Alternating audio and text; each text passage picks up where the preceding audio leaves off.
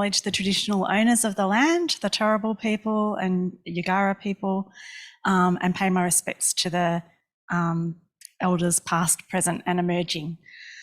So what I'm going to present now is work in progress that I'm doing with a team of colleagues, Dr. Belinda Townsend from ANU, Bridget Tenney, who's my PhD student at Trobe University and also has a position at the Nossal Institute at the University of Melbourne, Dr. James Scheibner from Flinders University, and Emeritus Professor Diane Nicol from the University of Tasmania.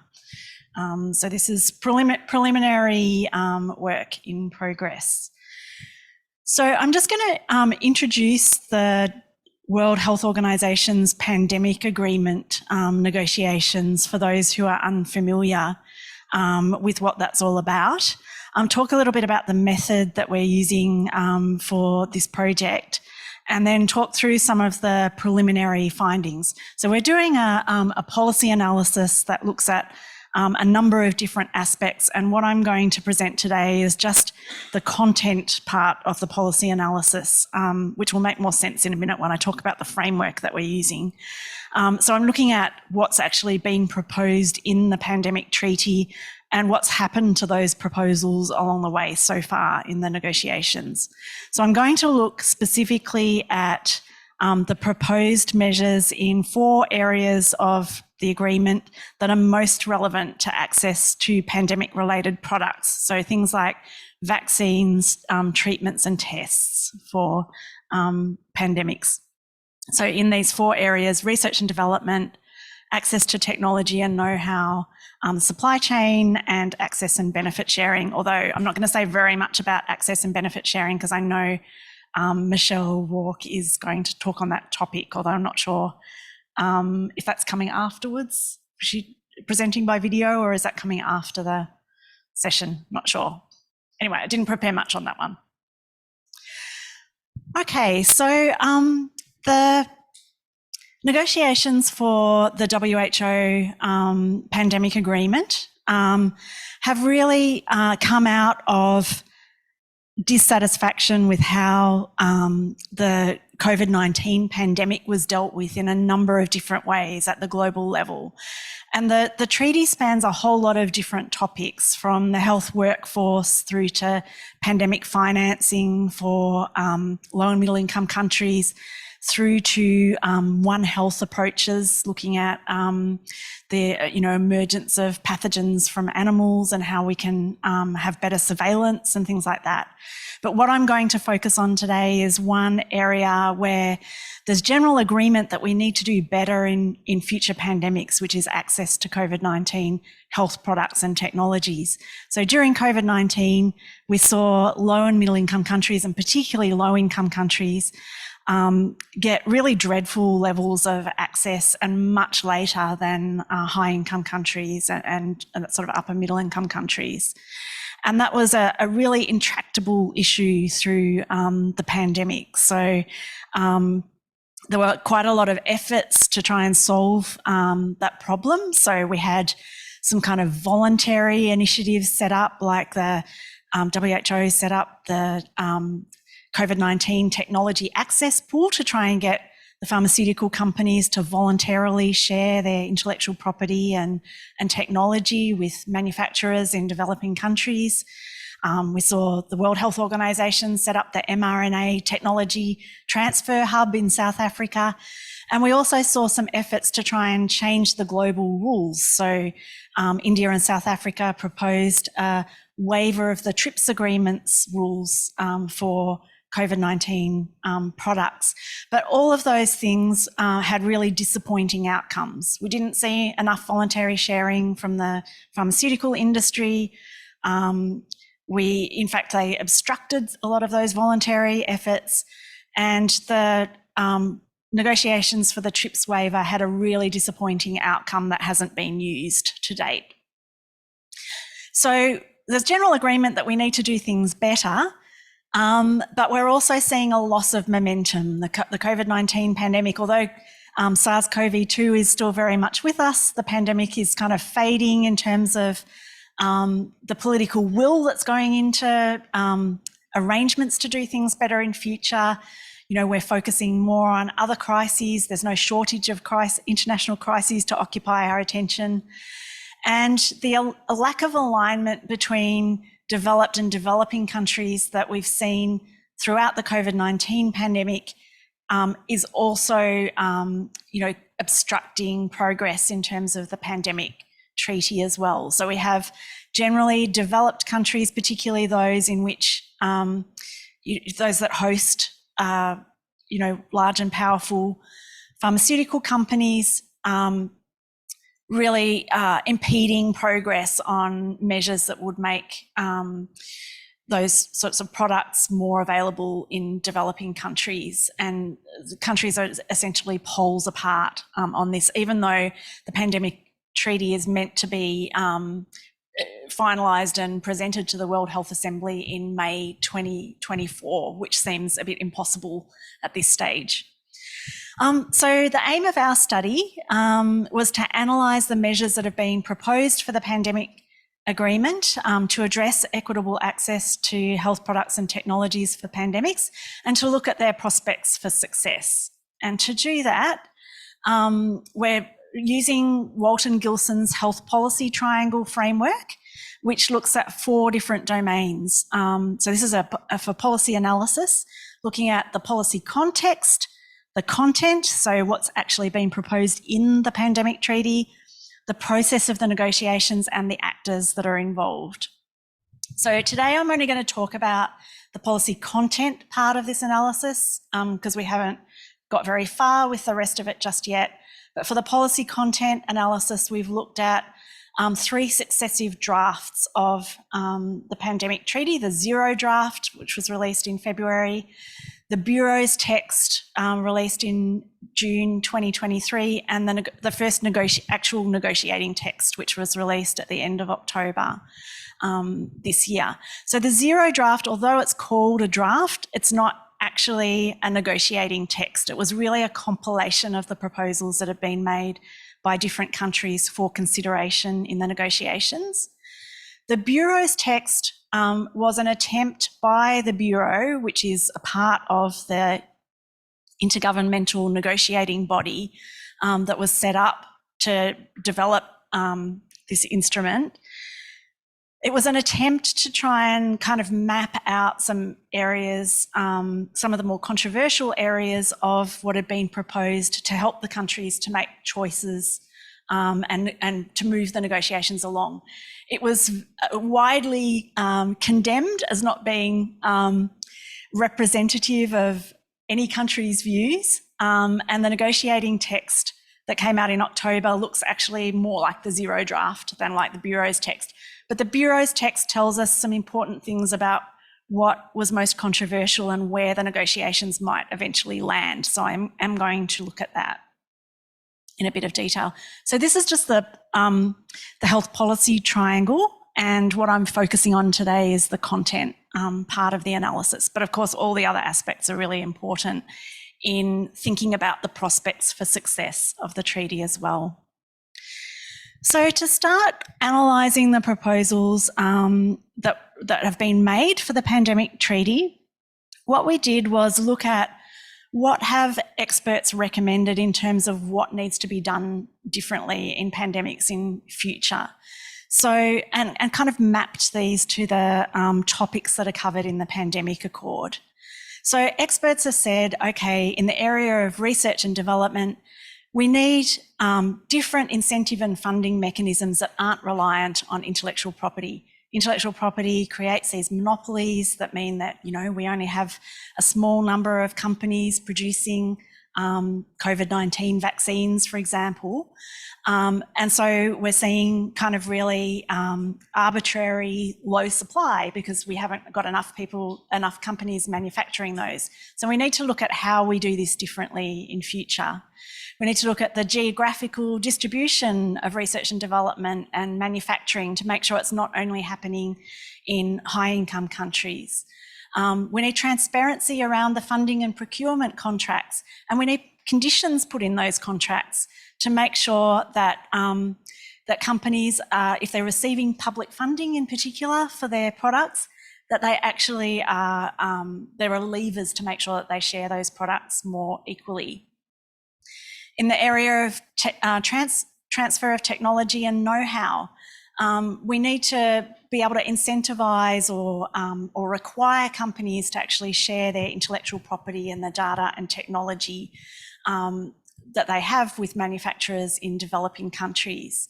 We need waivers of intellectual property rules that can be activated during pandemics and increasing distributed manufacturing. In terms of the global supply chain, we need to make sure that there are global governance structures in place to prevent blockages and address the intellectual property issues. And we need a coordinated and equitable system for allocating supply. COVAX didn't work too well during the COVID-19 pandemic, so we need a system that works better, that enables more of the products to go to low-income countries in particular. So now I'm going to dive into the looking at what was in the pandemic treaty drafts around these issues, looking first at the area of research and development. So in the zero draft, there was Article 9 was devoted to research and development. And we really saw some provisions in the zero draft. And remember that the zero draft is not actually a negotiating draft. It's really just a collection of the proposals that countries had made for what should be in it. But some quite encouraging provisions around capacity building for research and development in developing countries, increased transparency around public funding of research and development, terms and conditions, and the exclusion of confidentiality provisions that limit disclosure in these sorts of contracts. Although there were some provisions targeting some of these key issues that we know need to change in future pandemics, the legal language was quite weak. So it was all about cooperation, transparency, endeavouring to do these things. So very much voluntary language, but still kind of targeting some key issues.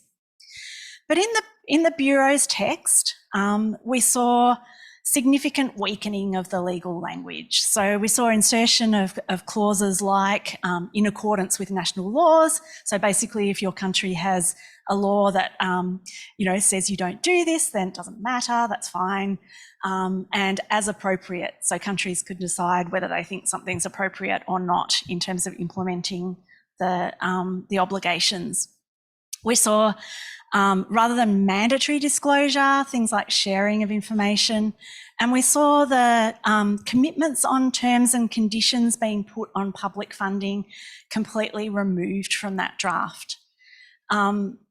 Unfortunately, in the negotiating text, some of that weaker language still remains in the draft, and the commitments on terms and conditions on public funding is still absent, completely absent from the draft, and also the exclusion of confidentiality provisions. So a lot of these issues are really controversial, and unfortunately that one has just completely dropped off the agenda in the negotiating text, and unfortunately probably won't come back in the negotiations because there's so much in there that's still very controversial. In the area of transfer of technology and know-how, we saw again some really good proposals. So countries, being asked to commit to promoting or incentivising technology transfer, but not mandating it, unfortunately. We saw text around strengthening the coordination on intellectual property and trade issues, collaborating to ensure equitable access, and importantly, in the event of a pandemic, taking appropriate measures to support time-bound waivers of intellectual property rights. So this is something that, those of us who advocated for the waiver, the discussions at the World Trade Organization were really happy to see. Although putting this into a treaty that comes under the World Health Organization won't make that automatic. It's really important to get the commitment of countries to go down that path so that we don't have this same horrible situation in a future pandemic where countries are negotiating for years and still don't come out with anything workable at the end of it. I won't go through all the rest of it, but there were some really good proposals in there. In the Bureau's text, we saw this walked back quite a lot. So this was one area where the Bureau's text put forward two different options because it was such a controversial area. Option 11A, very similar to the zero draft, but option B watered down in a lot of ways. And there was an option to remove that, that text on time-bound waivers for intellectual property rights. Fortunately, the negotiating draft that was just recently released largely reverts to the zero draft, although there is some weaker language that's kind of come across from the Bureau's text. So you can see there that Article 11, paragraph 3 does have some text around time-bound waivers of intellectual property rights. It is a little bit weaker than what was originally proposed, but it's in there. And there's also a new subparagraph on encouraging manufacturers to share undisclosed information, which is actually a positive development in this draft and one of the few positive developments that I've seen in there. So this is important because that undisclosed information is really critical for vaccine manufacturing. And a lot of the developing countries have pushed for something in the pandemic treaty text on this topic. It wasn't included initially, but it has been now, even though it's written in fairly weak language. It's just encourage manufacturers, at least there is something in there now on undisclosed information. How much time have I got? How much time have I got left, Hayley? I'm probably butting up. 4 minutes, okay. All right, so I'm just going to talk through the broad strokes of the other areas. So on supply chain and logistics, the zero draft proposed to set up a global supply chain and logistics network. The Bureau's text presented 3 different options for this: a network, no network, or a partnership instead of a network. The negotiating text has gone back to the idea of a network, but it has dropped an important clause in there about developing a mechanism to ensure equitable allocation of products. So not as good as the zero draft. In terms of access and benefit sharing, so this is about a relationship between developed countries getting access to information about the pathogens so that they can develop the vaccines and treatments, and the developing countries getting access to the products that are developed because of that knowledge that's been shared. Michelle's going to talk more about this, but the benefit sharing part of that relationship that was initially proposed was that WHO would get 20% of the production that comes from sharing that information to allow distribution to developing countries. Again, the Bureau's text presented several different options. One was similar to what was originally proposed. The other two were very weak. So no global mechanism, just governments doing their best, which we know didn't work well during COVID. Fortunately, the negotiating text has gone back to the benefit sharing option, but we know this is still really controversial. So just to conclude, the zero draft targets many of the issues that experts have recommended, but it's mostly framed in non-binding voluntary language with a few exceptions. The exceptions are very controversial, so it's unclear just, how much, whether there's really anything in here that's going to make a really significant difference. The Bureau's text signals key areas of disagreement. It removes some conditions altogether, particularly the terms and conditions on public R&D funding. It winds back some legally binding commitments, presents options to remove commitments, and waters down the language throughout. Although the negotiating text goes back to some of the key proposals from the zero draft, it does keep some of that weaker language. And overall, I think sorry to be glass half full, but it seems like a lot of these things, even though they've appeared back into the negotiating draft, the prospects for them making the final text of the agreement seem pretty slim. So that's where we're at the moment. Thanks very much, Hayley.